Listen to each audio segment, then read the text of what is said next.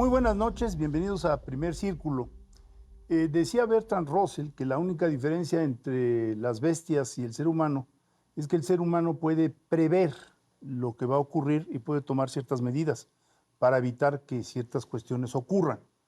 Venimos hablando de que en México hay una crisis hídrica potencial desde hace mucho tiempo. Cada vez que nos acercamos a esta época del año en la cual el estiaje va generando víctimas, reses muertas en donde quiera usted, en Torreón, ¿no? O donde sea, sequía en ciertas colonias populares, etcétera. Recordamos la crisis hídrica. Pero este año, por muy diversos motivos, algunos de ellos por el calentamiento global, vamos a vivir una crisis hídrica realmente muy grave. Y es por ello que hemos invitado a un especialista, a una persona que coordina en la Universidad Autónoma Metropolitana lo que tiene que ver con agua, que no es poca cosa, y es mucha la investigación. Una persona que nos anuncia ahora, va a publicar la propia Metropolitana próximamente un libro que se llama Sequía en México, y va a aparecer justamente cuando estemos en ese momento. Roberto Constantino, muy buenas noches, qué gusto tenerte por acá. Al contrario, muy agradecido con ustedes. Gracias, Federico, gracias, Carlos, A ver, para hablar de esto. Roberto, gracias a ti. Mira, ayer que venía con mi esposa platicando del programa de hoy, su primera pregunta fue, ¿nos vamos a quedar sin agua? Segundo, ¿se va a secar el Cutzamala? Y tercero, que también me preguntó, ¿qué es eso del Cutzamala? Porque yo conozco el Lerma, conozco otros ríos, pero nunca he visto el río Cutzamala. Bueno, primero habría que empezar por esto. Es decir, a mí me parece que tiene razón Federico cuando dice estos asuntos del agua los recordamos periódicamente y no es nada nuevo, ¿no? Ni las sequías son nuevas en el país. Entonces, vamos, tenemos documentado desde el siglo XIX la presencia de sequías a veces prolongadísimas, sobre todo en el norte del país. Lo sabemos, ¿no? El país es semiárido. Entonces, en esta ocasión, efectivamente, ha dejado de llover en las partes altas del estado de Michoacán y del estado de México, donde hemos construido a lo largo de muchos años un sistema de presas, de depósitos de agua, que nos permiten acumular y transferir esa agua a la Ciudad de México, a la zona metropolitana, pero en particular a la Ciudad de México, que son los sistemas Lerma y Cutzamala, ¿no?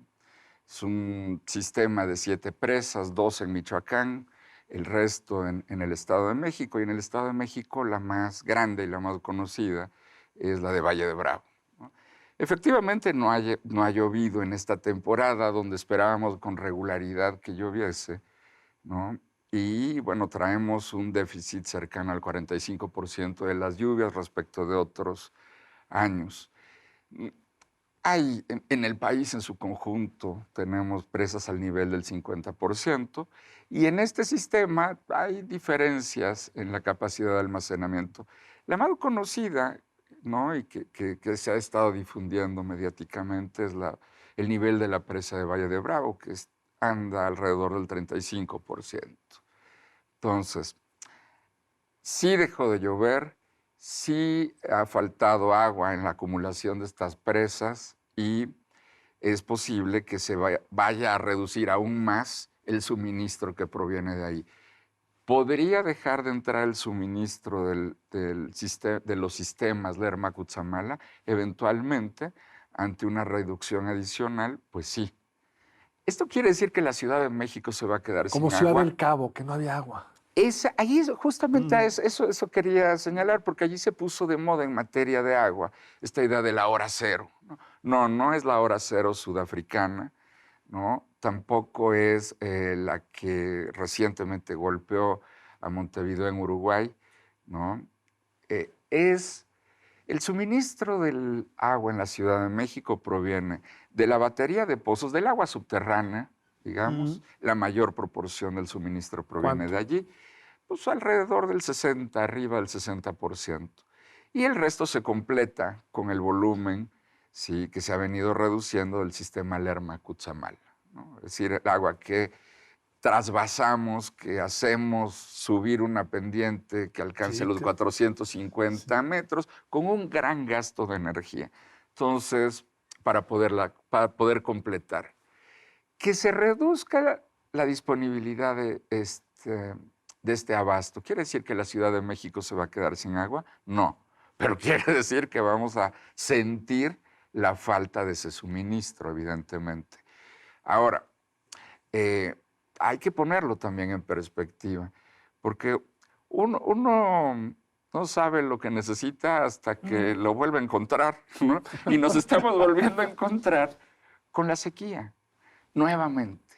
Y esto no es nada nuevo, lo hemos venido anunciando. Hace cerca de 30 años editamos un libro conjuntamente con el Senado de la República, en esa transición en la presidencia del senador Fernández de Ceballos y Enrique Jackson, que se llamaba así, Agua y Seguridad Nacional, a cargo de la Red de Investigación de Agua de la UAM.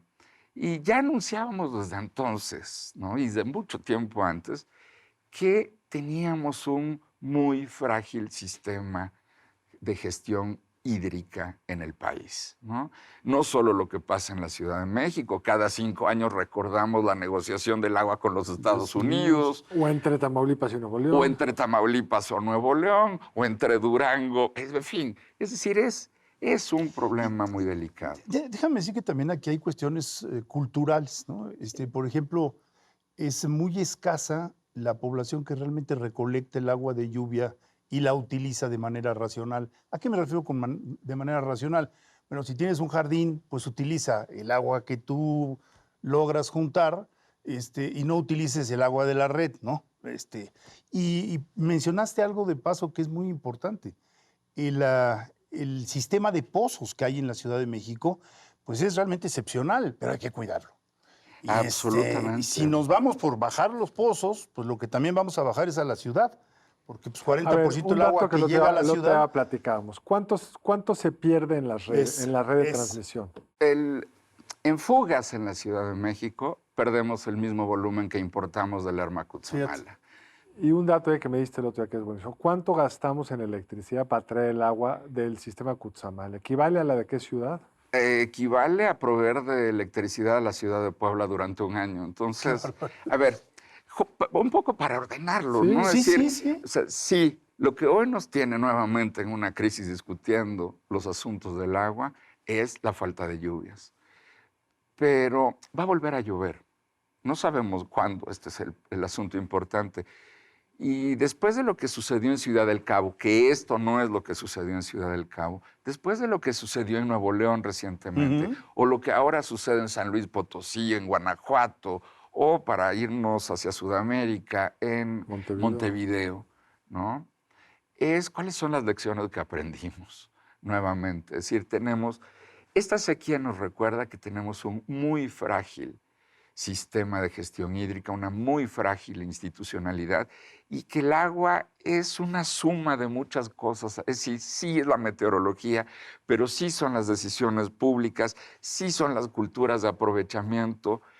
Y es una mentira que no existe una cultura del agua. Claro que hay una cultura del agua. Hay una cultura del agua entre quienes normalmente no tienen acceso a los servicios del agua, saben lo necesario que es cuidar el agua. Y efectivamente también existe una cultura del dispendio de agua, porque uno no piensa, sino hasta que nos falte el agua en casa, ¿sí?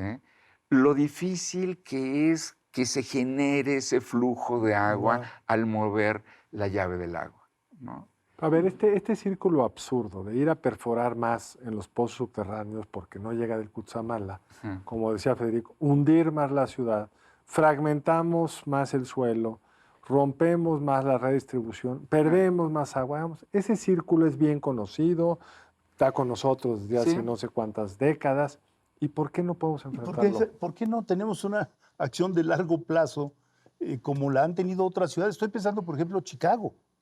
Chicago invirtió, en el sentido no de dinero, sino invirtió el flujo del río que se vaciaba sobre el lago Michigan para que se limpiara el lago Michigan. Les llevó 20 años, pero lo consiguieron. Entonces tenemos que reparar el sistema de drenaje de la Ciudad de México y no seguir perforando más pozos para hundirla más, ¿no?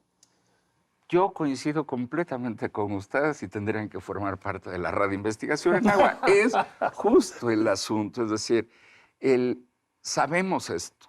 Sabemos, por ejemplo, a propósito de esto que estaban señalando ustedes, que trasvasar el agua, traer el agua de fuera de nuestra cuenca es muy costoso. Primero porque tampoco pensamos en eso. El gran costo ecosistémico que se genera en las regiones donde extraemos esta agua. La transportamos con un gran costo energético y fiscal. Vamos, que si hoy no nos tuviera aquí la falta de las lluvias, nos tendría aquí el costo fiscal de la energía que necesitamos gastar para traer el agua. Es impagable. Y el segundo asunto, hundimos la ciudad, porque como extraemos agua del subsuelo, lo dijiste muy bien, Carlos, hemos estado hundiendo diferencialmente la ciudad, la gente lo conoce, ¿sí? ¿Y qué es lo que esto implica? Bueno, pues las fugas de agua. A veces los ciudadanos cuando vamos por la calle y vemos una fuga pensamos que es un asunto de omisión.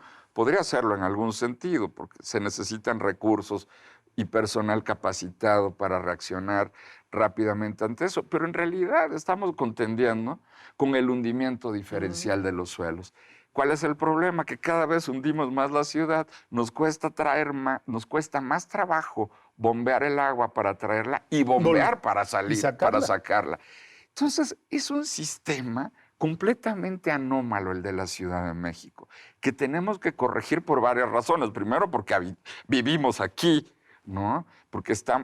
Pero porque esta ciudad es un reflejo del país. Sí. Es la capital de la 15ª economía más importante del mundo, del primer socio comercial de los Estados Unidos, de una de las 2 economías más importantes del subcontinente, y es la sede de los poderes del Estado. Si no arreglamos lo que sucede aquí, del Estado mexicano, perdón, si no arreglamos lo que sucede aquí, ¿qué esperanzas tienen las otras comunidades que no son la Ciudad de México? Y lo peor es que sabemos qué es lo que hay que hacer. Es decir, es esto. El caso de Nueva York con los Catskills, por ejemplo, donde se puede beber el agua de la llave y no se necesitaron de grandes desembolsos del presupuesto. Cuidar los bosques, por esto es lo que decía Miguel Ángel de Quevedo, ¿no? Entonces, sí se sabe. ¿Por qué no se hace entonces? Bueno, yo creo que hay 3 razones, si me las permiten. La primera es porque hacer las cosas bien en agua, pues no es institucional y políticamente visible. No se nota. Claro. No se nota. Está ahí abajo. No, o sea, uno no piensa en el agua cuando tiene el agua, ¿no? Uno piensa en el agua cuando no la tiene. Pero, por el contrario, no hacer cosas bien en materia de agua sí tiene un gran costo de visibilidad. Pero con suerte lo paga otro cuate. Ese es el... O con suerte nos llegan las lluvias. Además. Pero con suerte nunca vamos a construir un país serio.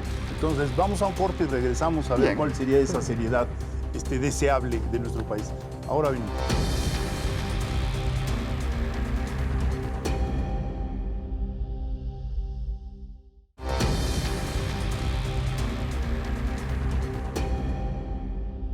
Estamos aquí con Roberto Constantino hablando precisamente de toda la crisis hídrica en nuestro país y cuáles serían las medidas serias. Si las tuvieras que ordenar, dijeras, a ver, tomemos a la capital porque, como bien decías, la capital es, en algún sentido, la cabeza del Estado mexicano. ¿Por dónde comenzamos? Bueno, tendríamos que comenzar por establecer un nivel de presupuesto serio, ordenado y de largo alcance.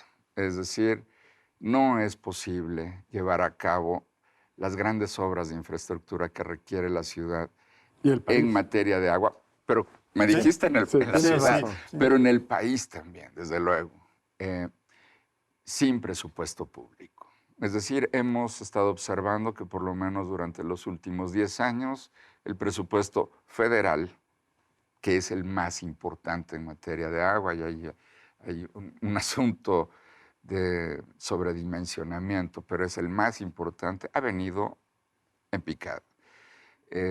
Sobre todo los últimos 5 años. Desde el 2014 permanentemente, es decir, no hay forma de... Todos los gobiernos que han gobernado durante estos últimos 10, 12 años han generado una tendencia. Porque esto Teniendo tiene una comisión nacional. Exacto. Siendo el agua uno de los activos Claro. más importantes más importantes porque todo necesita agua. Nosotros necesitamos agua, los vasos necesitan agua, los equipos de cómputo, todo, no solo los alimentos.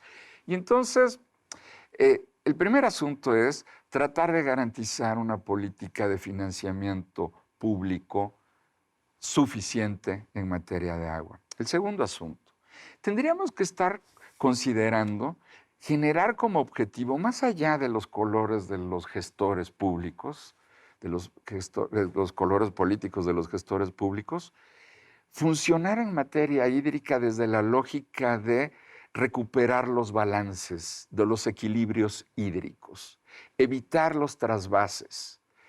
¿Qué quiere decir eso? Imitar a la naturaleza.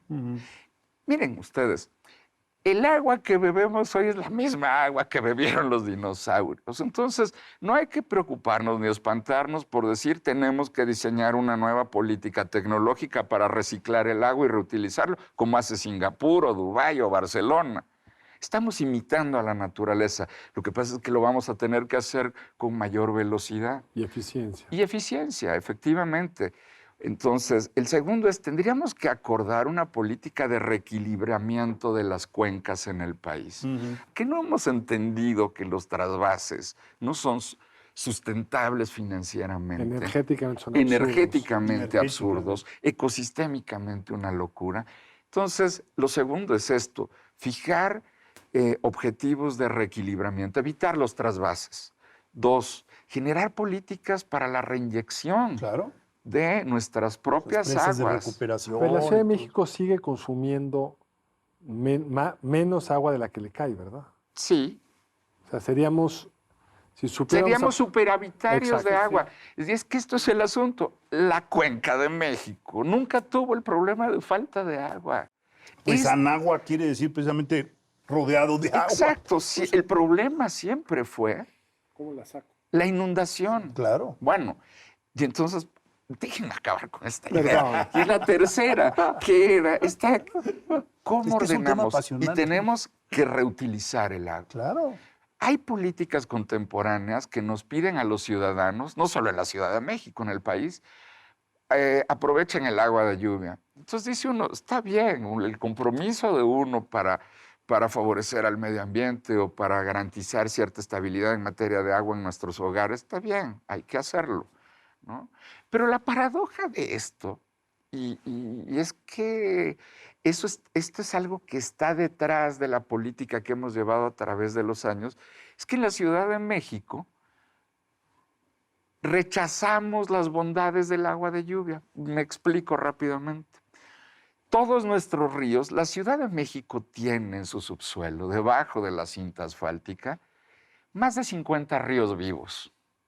Más de 50 ríos vivos que suelen ser, capturan el agua de lluvia en las regiones boscosas de la Ciudad de México, ya dentro de la cuenca, y que van a parar al drenaje. Sí.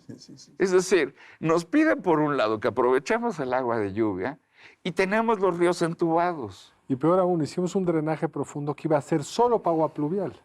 Eso no ocurre, se mezclan los drenajes, ¿no?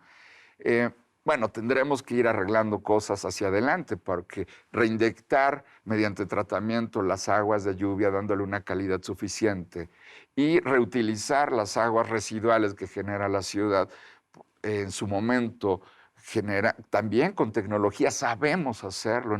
El país tiene la masa crítica técnica para poder hacerlo.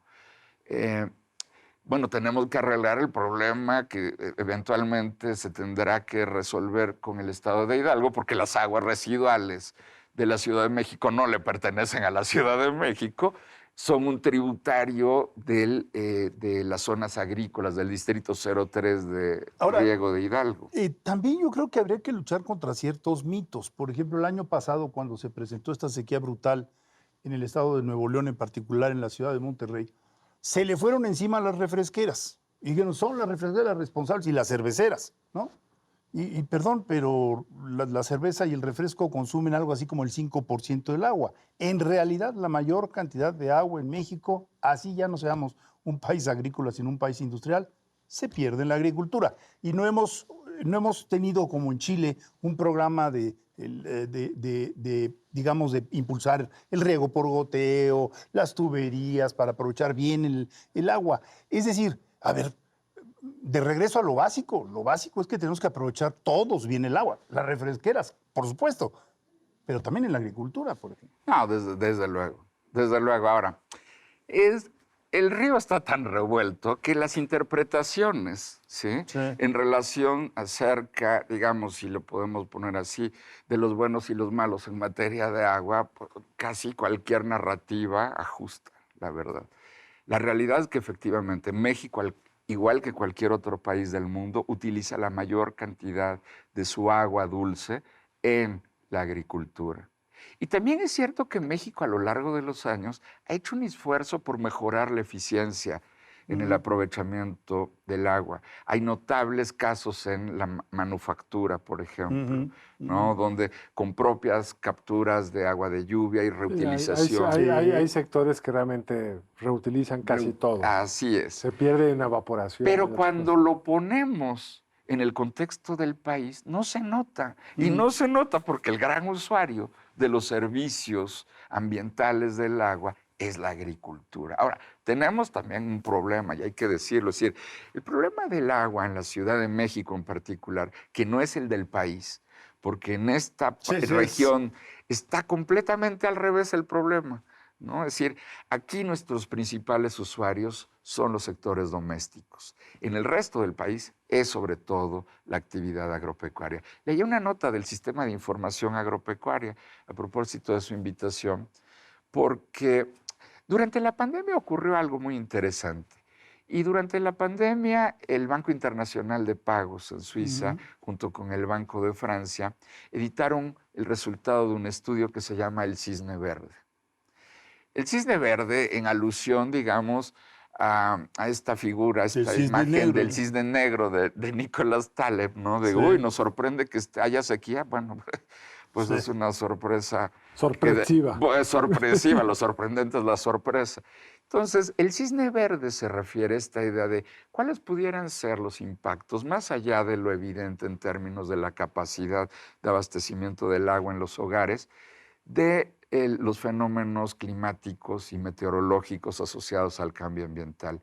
La advertencia es necesario monitorearlos y tomar decisiones para evitar que los efectos del cambio ambiental global se prolonguen y alcancen la estabilidad. El otro día le escuchaba yo al doctor Sarucán el impacto que esto está teniendo en la evaporación de las presas. Es decir, al aumentar la temperatura global, pues hay mayor evaporación. Así es. Entonces, todos estamos en el mismo barco. Deberíamos de cumplir con las metas del milenio, ¿no? Y a propósito de esto, el Banco de México comenzó a calcular desde 2022 el índice del impacto de la sequía en la economía, ¿no? Esto junto con este escenario que provee el Sistema de Información Agropecuaria, donde nos dice, se ha reducido la superficie sembrada entre el ciclo 2022-23 hacia acá. Si se ha reducido a nivel nacional 7%, en algunos estados la caída de la superficie sembrada es mayor. Es decir, en la medida en que hay una gran circularidad en la sociedad, ¿no? Y en la economía, los efectos del agua no solo tienen que ver con nuestros hogares, sino con el funcionamiento de nuestra economía. Y podrían ser más impactantes todavía. Entonces, regreso un poquito para abordar el asunto de la angustia de las familias. Sí, en lo inmediato nos vamos a tener que repartir en la Ciudad de México la reducción del cauce del Lerma Cutzamala, indudablemente. La pregunta es, ¿qué sigue después? ¿Vamos a tener otra vez lluvias y nos vamos a olvidar que este es un problema grave? Entonces, hay forma de resolverlo para la Ciudad de México y también para el país. Esto es importante. Una pregunta que se hace mucha gente, ¿realmente el precio tiene un buen impacto? Es decir, ¿sí corrige el desperdicio o no? ¿Tenemos información al respecto? Sí, hay información. De hecho, nosotros colaboramos hace muchos años en el cambio de la estructura tarifaria en la Ciudad de México, ¿no? donde tratan de incorporarse factores socioeconómicos y volumen de consumo. Ajá. Aquí el asunto es, los precios podrían funcionar como un mecanismo de asignación social muy eficiente. Sí, pudieran, si considerásemos, ¿no?, que existe capacidad de pago. Tenemos un Sí, país ¿no? donde la mayor proporción de la población está en alguno de los niveles de pobreza. Y esa gente en la Ciudad de México es a la que más le cuesta el agua. Y esta es Sí, claro. justamente el agua más cara es el que no se tiene porque es la gente que tiene que comprar pipas de 10,000 metros, perdón, 10,000 litros. litros de agua, 10 metros cúbicos, y que la pagan casi en 20% del ingreso mensual en el primer deciles. O Entonces, les genera una dependencia horrenda con el sistema político que se lo prevé. y esta es la otra cosa, justamente, es decir, ¿podrían los precios funcionar? Sí, Sí. como Sí, una pero tienes señal. razón. Pero también tenemos que sentarnos a discutir. ¿Eso quiere decir que no podemos hacer nada? No. Tenemos Sí, que claro. sentarnos a discutir, a decir, a ver, ¿qué es lo que el Estado mexicano debe garantizarle a los habitantes de este país por el mero hecho de estar aquí? Y después de eso, Tenemos es un que cerrar, desperdicio. pero no te puedo dejar ir sin que nos digas qué va a traer este libro Sequía en México y cuándo aparece. Y además escuché que creo que es de acceso libre. Es de descarga gratuita para el público, lo hemos estado preparando durante mucho tiempo y entre otros temas hay fenómenos relacionados al cambio ambiental global, la salud mental es un asunto importante, la salud de las familias, ¿por qué es importante el agua? Entonces, creo que está en el mejor beneficio de todos, es de distribución gratuita y lo pueden encontrar entrando a la página editorial de la Universidad Autónoma Metropolitana. Pues muy bien, Roberto Constantino, mil gracias por haber estado aquí. Piénselo usted muy, muy seriamente. Nos vemos aquí en la próxima emisión. Ya lo pensé. del primer Se quedó círculo. sin agua. Ya se quedó sin agua. Nos vemos Roberto, el muchas gracias. próximo lunes aquí en Primer Círculo. Nos vemos el lunes entrante aquí en Primer Círculo. Muchas gracias.